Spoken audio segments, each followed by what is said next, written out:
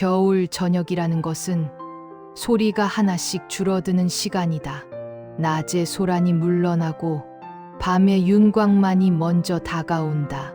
상점가에 불이 켜지기 시작해도 사람의 목소리는 이상할 만큼 멀어진다. 바람이 간판을 흔드는 소리, 마른 자전거, 브레이크 소리, 문을 닫는 셔터가 떨어질 때의 둔탁한 울림, 그런 것들만 남아 도시는 조금씩 식어갔다. 거리 끝에는 작은 식당이 하나 있다. 화려한 간판은 없고 문 앞에 걸린 노래네 글씨도 흐릿하다. 유리문 아래쪽에는 오랜 세월 손이 닿아 생긴 자국이 하얗게 남아있다. 붐비는 가게는 아니다. 하지만 없어지면 곤란한 종류의 가게였다. 이곳에서 한 번이라도 밥을 먹어본 사람이라면 굳이 말하지 않아도 그걸 알고 있다. 그 노랫 앞에서 소녀는 발걸음을 멈췄다. 10살, 등에는 3살 난 여동생을 업고 오른손에는 6살 난 남동생의 손을 꼭 잡고 있다. 여동생은 열로 몸이 뜨겁고 숨은 얕다. 가끔 작게 목을 울리며 언니의 어깨에 뺨을 비빈다. 남동생은 아무 말도 하지 않는다. 말할 수 없는 것인지 말하지 않는 것인지 알 수 없다. 다만 잡아오는 손의 힘만이 강했다. 손가락이 하얗게 질릴 만큼 놓으면 끝이라는 걸 본능으로 아는 그런 잡는 법이었다. 일주일 제대로 된 식사를 하지 못했다. 집의 수돗물은 차갑다. 마시면 배가 조금 무거워진다. 배고픔이 사라지는 것은 아니지만 위에 무언가 들어간 느낌이 들어 잠시나마 견딜 수 있다. 밤에는 일찍 이불에 들어간다. 잠들면 먹고 싶다는 감각이 둔해지기 때문이다. 여동생이 신음해도 남동생이 배를 움켜쥐고 웅크려도 소녀는 일어나 등을 쓸어주고 다시 말없이 눕게 했다. 울음은 나중에 해도 된다고 스스로에게 계속 말해왔다. 그 나중이 언제 올지 알 수 없으면서도 소녀는 유리문 너머의 불빛을 바라보았다. 따뜻해 보였다. 김이 나는 냄새가 나는 것 같았다. 배속 깊은 곳이 조건반사처럼 움찔하며 울렸다. 하지만 그 불빛 안으로 들어가기 위해서는 각오가 필요했다. 의지한다는 말이 지금의 자신에게 허락되는 일인지 그렇게 생각한 순간 소녀는 자신의 뺨이 차갑다는 걸 알아차렸다. 울고 있지 않은데도 뺨만 차가웠다. 아버지가 세상을 떠난 날 이후 시간의 흐름은 달라졌다. 그 이전의 생활이 어땠는지 떠올리려 해도 기억은 얇은 막 너머에 있다. 부엌의 냄새, 아버지의 구두 소리, 여동생의 웃음소리, 분명 존재했을 텐데 지금은 손을 대면 무너질 것만 같았다. 그날 병원의 복도는 하였다. 너무 하얘서 눈이 아플 정도였다. 의사의 목소리가 들렸다. 정중한 말투였다. 그렇기에 오히려 무슨 말을 들었는지가 더 멀게 느껴졌다. 유감이지만 그 뒤의 말을 소녀는 기억하지 못한다. 기억하기를 거부했는지도 모른다. 기억해버리면 무언가가 부서질 것 같았기 때문이다. 아버지의 손만이 차가웠다. 손끝에서 온기가 빠져나가 아무리 쥐어도 돌아오지 않는 차가움이었다. 장례를 마치고 집으로 돌아온 밤, 여동생은 울다 지쳐 잠들었고 남동생은 말없이 이불 끝을 쥐고 있었다. 소녀는 부엌 의자에 앉아 불도 켜지 않은 채 어둠을 바라보고 있었다. 냉장고 안은 거의 비어 있었고 냄비도 마른 채였다. 그때 처음으로 소녀는 내일이 무섭다고 느꼈다. 내일이라는 말이 눈앞에 벽처럼 서 있는 것 같았다. 그날 밤 아버지의 목소리가 떠올랐다. 아니, 정확히 말하면 아버지가 자신을 부르는 것 같았다. 물론 그럴 리는 없다. 하지만 고요함은 때로 사람을 속인다.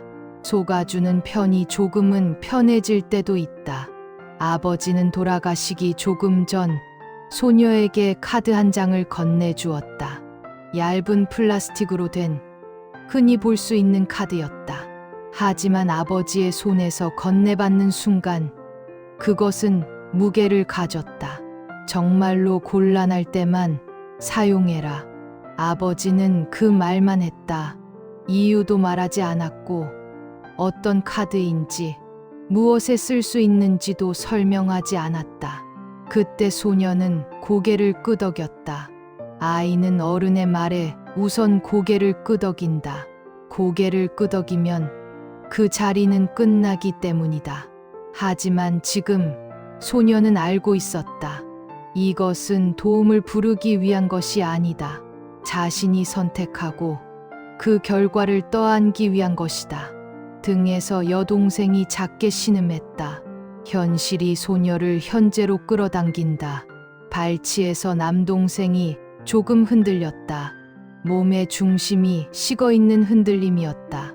소녀는 노래 앞에서 다시 한번 깊게 숨을 들이쉬고 노래를 밀었다. 어서 오세요. 주인의 목소리는 낮고 온화했다. 아이들만 들어온 것을 나무라지 않는다. 이유도 묻지 않는다. 놀란 얼굴도 하지 않는다. 그런 태도가 오히려 소녀를 더 괴롭게 했다. 세상이 여전히 평범하다는 사실을 들이대는 것 같았기 때문이다. 자신들만이 평범함의 바깥으로 떨어져 있는 것 같았다. 가게 안에는 손님이 없었다. 철판 위에서 기름이 희미하게 소리를 내고 된장국의 김이 천천히 천장으로 올라간다. 시계의 초침이 규칙적으로 움직인다. 초침 소리가 크게 들릴 만큼 가게는 조용했다. 소녀는 메뉴판을 올려다보았다. 글자는 읽을 수 있었다. 가격도 알 수 있었다. 그렇기에 오히려 시선을 돌리고 싶어졌다. 숫자는 정직하다. 손에 쥔 현실을 가차없이 비춘다. 여동생이 다시 작게 신음했다. 남동생의 손이 언니의 손을 꽉 움켜쥐었다. 소녀는 주머니에 손을 넣어 카드를 꺼냈다. 손끝이 미세하게 떨리고 있었다. 떨림을 멈추려 해도 멈출 수 없었다. 추위 때문인지 두려움 때문인지 자신도 알 수 없었다. 부탁드려요. 목소리는 작았지만 도망치지 않았다. 식사를 3사람분 주세요. 주인은 소녀와 아이들을 조용히 바라보았다. 의심의 눈도 아니었고 동정의 눈도 아니었다.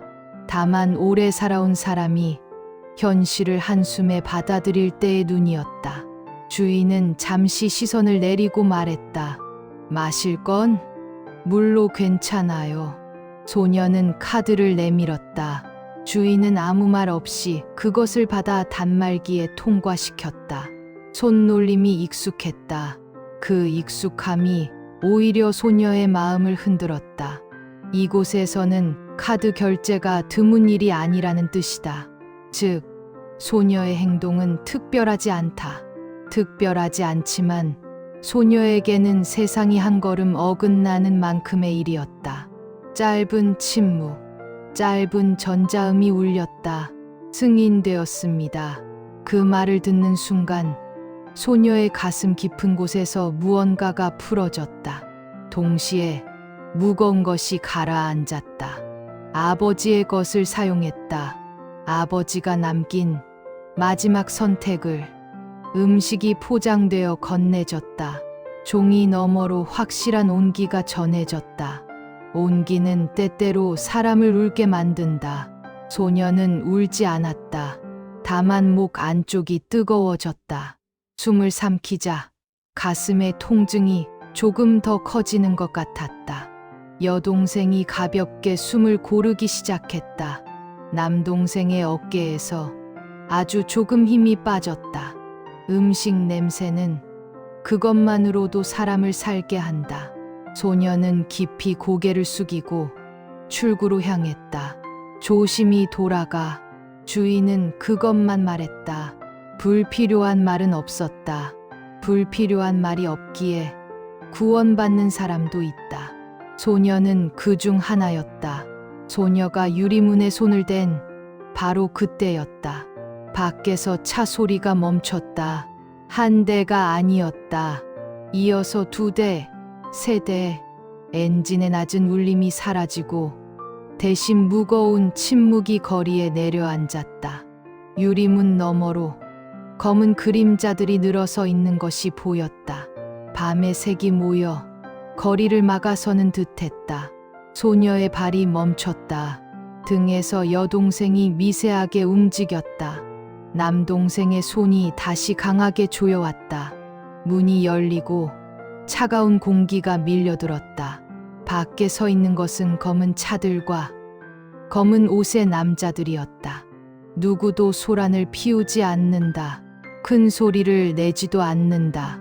다만 그 자리에 서 있는 것만으로 공기의 온도가 내려갔다. 그 중앙에 백발의 노인이 있었다. 지팡이를 짚고 천천히 걸어온다. 서두르지 않는다.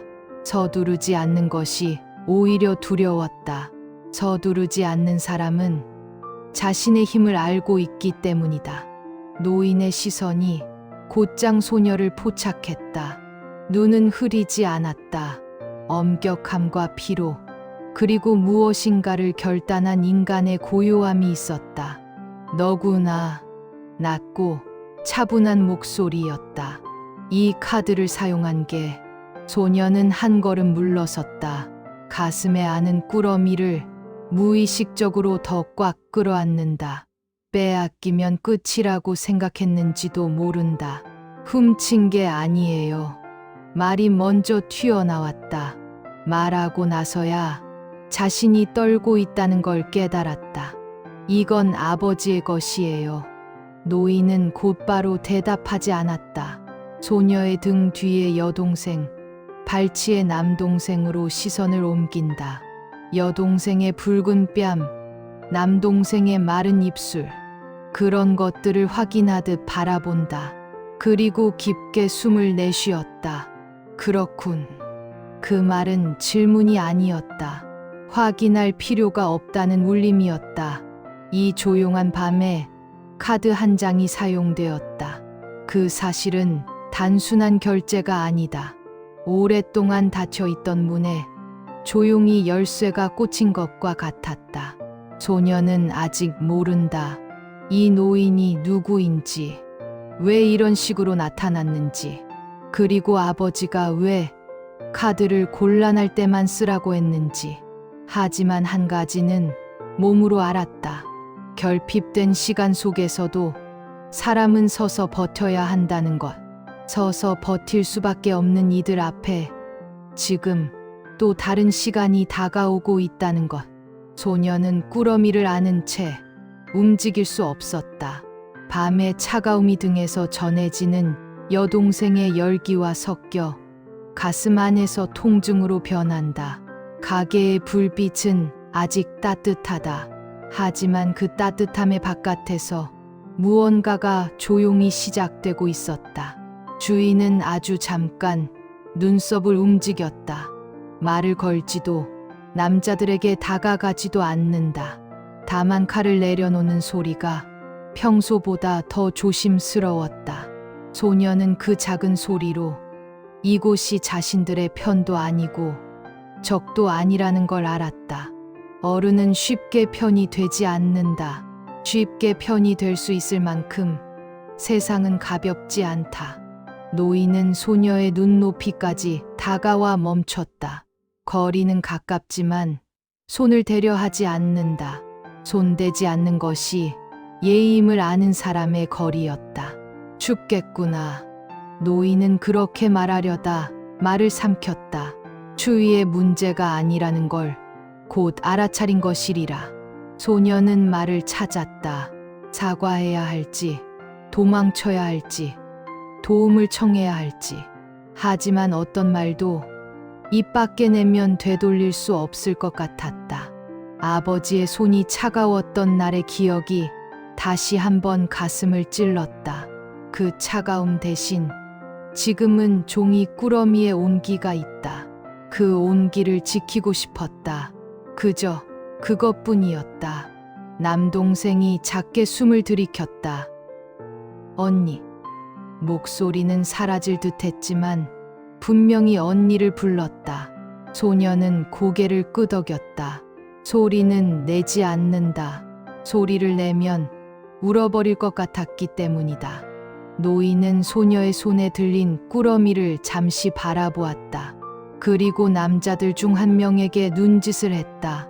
남자는 말없이 휴대전화를 꺼내 어딘가에 짧게 연락을 넣는다. 무슨 일이 벌어지고 있는지 소녀는 알 수 없다. 알 수 없음이 공포를 키운다. 그럼에도 노인의 눈에는 짜증도 분노도 없었다. 오히려 너무 늦게 잃어버린 것을 이제야 찾은 사람의 눈이었다. 소녀는 생각한다. 만약 아버지가 살아 있었다면 지금의 자신을 어떻게 안아주었을까? 아무 말 없이 그저 등을 받쳐주었을까? 그런 상상은 곧바로 통증으로 바뀐다. 상상할수록 현실은 더 날카로워진다. 노인은 조용히 말했다. 내 아버지의 이름을 들을 수 있을까?